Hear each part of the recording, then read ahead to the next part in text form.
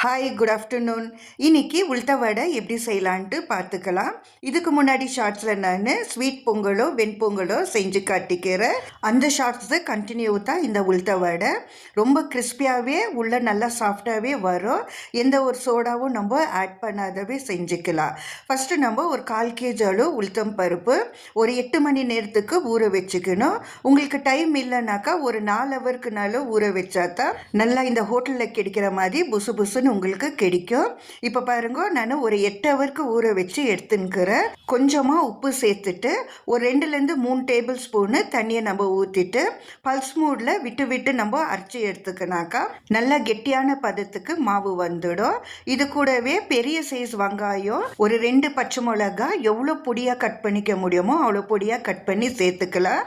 இப்போது உளுத்த வடை மேலே நல்லா கிறிஸ்பியாக வர்றதுக்கு 2 டேபிள் ஸ்பூனு அரிசி மாவு, கொஞ்சமாக தேவையாக இருக்கிற அளவு உப்பு சேர்த்துட்டு நல்லாவே மிக்ஸ் பண்ணி ஒரு அரை ஹவர் ஃப்ரிட்ஜில் வச்சு எடுக்கணும். உங்களுக்கு டைம் இல்லைனாக்கா ஃப்ரீசரில் ஒரு 1/4 ஹவர் வச்சுட்டு சுட்டு பாருங்க, உங்களுக்கு அவ்வளவோ சூப்பராகவே வரும் உளுத்த வடை. எந்த விதமான சோடாவும் சேர்க்காத நான் செஞ்சுங்கிறது. டீப் ஃப்ரை பண்ணுறதுக்கு எண்ணெய் தாராளமாகவே ஒரு கடாயில் ஊற்றிக்கலாம். இந்த மாதிரி சைடில் தண்ணி நம்ம வச்சுட்டு கையை நம்ம நினச்சி நல்ல உருண்டை பிடிச்சி இந்த மாதிரி சென்டரில் ஹோல்ட் பண்ணி அப்படியே நம்ம எண்ணெயில் விட்டுக்கலாம். எந்த ஒரு பிளாஸ்டிக் கவரோ வாழை இலையோ தேவைப்படாது. நான் சொன்ன மெத்தட்லேயே நீங்கள் வீட்டில் செஞ்சு பாருங்க.